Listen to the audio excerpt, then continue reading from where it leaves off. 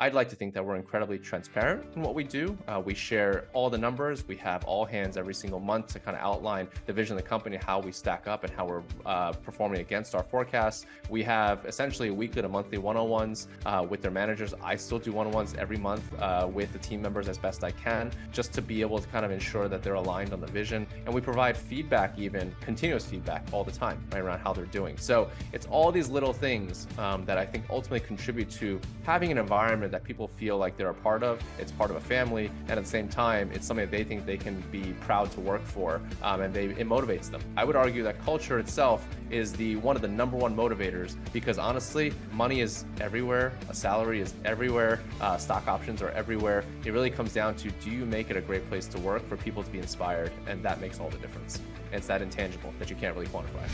Welcome to Grow Think Tank.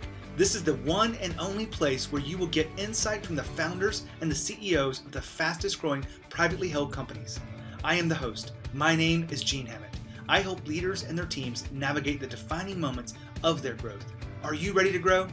Today we look at the importance of culture and what that really means for an organization and a leader of a company that's growing fast. Today, our special guest is the CEO and founder of Percent. They were number 269 on the Inc. list this year. And Nelson Chu and I talk about the importance of culture and how he looks at it as a leader. And one of the things that's really interesting about this is he doesn't, say that this is the way he's always felt before. In fact, his previous company, he didn't get this right. And that was some of the challenges he had with that company continuing. But in this new venture, Percent, and the story that he's building here is one where people feel appreciated. They have a sense of transparency across the organization. There's a sense of trust that's being developed. And he really does care for the people. And that has produced incredible growth for the company. Being 269 on the Inc. list is no small feat. And their plans are to grow more. So they're building a strong foundation. And one of the things that he says in here, and maybe you've heard this before, but the first 10 people you hire really set a foundation for the culture for the next 50 that you hire. And so think about that for a second. I don't know where you are in your journey, but your culture matters as much as anything else in the business. Now, my name is Gene Hammett. I'm an executive coach. We have a leadership development company, and we work with companies that are in fast growth mode, that are facing certain challenges and chaos because of that growth. They need more systems. They need more structure. They need more leadership. And we help you do that. We have systems and frameworks that we use inside of our clients to get them real results. Happy to share those with you. If you're curious about the capabilities that we do, we're happy to sit down with you and discuss that with you. But the first thing I'd like to invite you to is a virtual conversation. If you're an executive of a fast growth company, doesn't matter what your growth rate is, but you're welcome to come in to some conversation we have each month called Virtual Conversations, where executives are learning from us about the research that we do. We're learning from other CEOs. They're learning from a lot of the fast growth companies out there. So if you're curious about that, it's absolutely free. Just go to coreelevation.com/virtual conversations. And that's the best way to sign up, see what the topics are, and happy to have you there and host you for those virtual conversations for fast growth executives. genehammett.com/virtual conversations. Now, here is the interview with Nelson. Nelson, how are you? I'm good. Thanks so much for having me today. Well, we're going to have a great conversation about the importance of culture. Before we dive in, tell us about your company, Percent. Yeah, so Percent has created the modern credit marketplace, if you will. And so we create a platform and have a platform for investors to get access to what we like to call private credit opportunities, and a technology platform for borrowers who need debt capital and the underwriters who work with them to create these products for investors to all work together in one place. And so we've been around for about 5 years now at this point, have done over $1.5 billion worth of volume. And I think I would argue just getting started, but it's been an incredibly exciting time for us to be able to be around. And especially right now, given the renewed interest in private credit, where I would say we're peaking at the right time. Now, not many people have come in here talking about private credit. So how did you find this opportunity that you've decided to make into a business? Yeah, absolutely. I do not have a credit background. And I think you almost need that level of innocence and naivete to go after the private credit market. That's the way I look at it least. Because in my mind, I'm just like, yeah, I could solve that with technology. And then you do it, it's like, oh man, it's about a lot more than technology, actually. But you need that level of, I think, that innocence to be able to kind of go after the way we have. My background is in finance. I spent about 2.5 years at Bank of America, Merrill Lynch, BlackRock, before I told myself I would never do finance ever again. And those are clearly very famous last words, given exactly what we do is very much finance. But left that to kind of do my own thing, be an entrepreneur. I ended up starting a consulting firm that helped other founders build their companies from the ground up. And then from there, because I kept advising founders on what to do, helping to introduce them to VCs, giving them guidance on how to build their product, I was just thinking, you know what? I could probably do this the old-fashioned venture-backed way, if that's the case. And we did have a lot of fintech clients. We had a good lay of the land of what the market looked like when we founded Percent. And we saw the opportunity there to create something that was distinctly better in the alternative investment space for private credit than anything else that we saw. And so private credit was the asset class of choice, knowing that at some point over the next few years since 2018, it would have its moment. And it's definitely having its moment right now, which we're very fortunate for. Well, I'm glad to have you on the show. You didn't get to this place alone. You have a team around you, about 45 people, probably some other partners and things that you work on. And I know before we even hit the recorder on, you were talking about how important culture is. And let me just give one stat here. Number 269 on the Inc. list, which puts you at 2,087% growth in 3 years. It's impressive growth. And you think that it's all because you have the right culture. Is that right? Yeah, I think culture plays a big part of it. And I will be the first to say that I didn't really appreciate the need for it as much until this company, right? So prior to this, I had that consulting firm. It was very much, as it is the case with most services-based businesses, it's a very margin-driven business, right? No matter what, you have to turn profitable. Every single transaction you do has to make you money and all of that. And so you kind of lose sight of what it means to build a team. And in many ways, you actually hire based upon need versus potential for the company. You just kind of fill gaps at that point. And so that team that we had was fantastic, but at the same time, they were also very junior. And so I spent very little time trying to create a culture, trying to establish what the culture looked like. And I really just spent more time managing than anything else and almost micromanaging, given a lot of them were fresh out of school, right? So coming into Percent, I kind of walked in with that same mentality. And then I realized that, when we have VC capital, you have the ability to hire for people that are looking for something bigger. They're looking for a dream. They're looking to realize that, right? And be a part of something in that journey. And that changes who you bring on board, and their expectations are higher for almost like what they expect at the firm in terms of the culture, the how you deliver the message, why they're coming to work every single day. And that has evolved our thinking around that to the point where I'd like to think that we're incredibly transparent in what we do. We share all the numbers. We have all hands every single month to kind of outline the vision of the company, how we stack up and how we're performing against our forecasts. We have essentially weekly to monthly one-on-ones with their managers. I still do one-on-ones every month with the team members as best I can, just to be able to kind of ensure that they're aligned on the vision. And we provide feedback, even continuous feedback all the time, right, around how they're doing. So it's all these little things that I think ultimately contribute to having an environment that people feel like they're a part of. It's part of a family. And at the same time, it's something that they think they can be proud to work for. And it motivates them. I would argue that culture itself is one of the number one motivators, because honestly, money is everywhere. A salary is everywhere.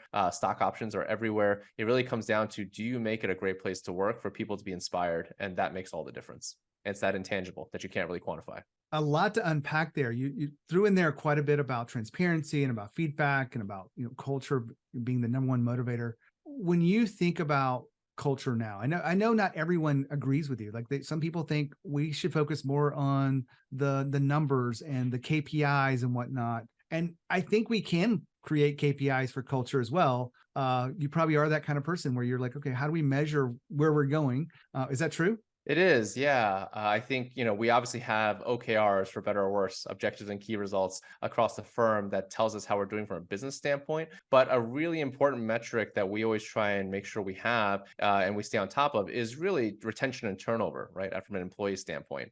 Because the reality is, if you created a really good culture, then you should have one where turnover should be fairly limited. Obviously, you're going to make changes based upon performance, but at the same time, that goes hand in hand, right? So there's obviously turnover you want to keep down. But you also want to make sure that good performers are rewarded, and those who are low performers ultimately don't become, it doesn't become a situation where the high performers feel like they're being dragged down by the low performers. So making the hard decisions sooner rather than later. The reality is by the time when you let someone go, it'll have been a few months too late. It's usually the case, right? So all those things are things that you can't be afraid to do to ensure that you retain a culture that I think is one that people really, really are happy to be a part of, and they understand the reason why they're there.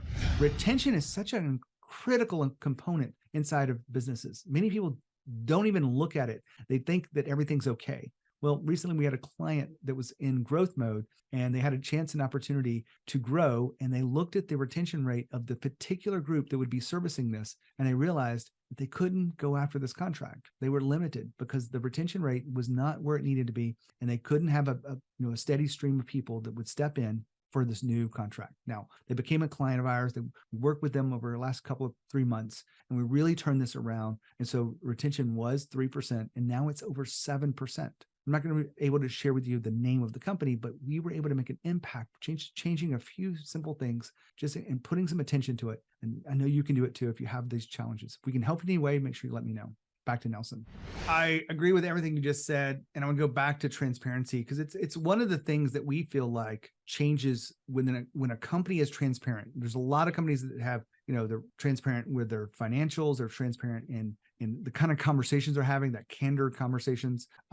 When you guys think about transparency across your organization, is this a value that you have as company values, or do you think of it differently?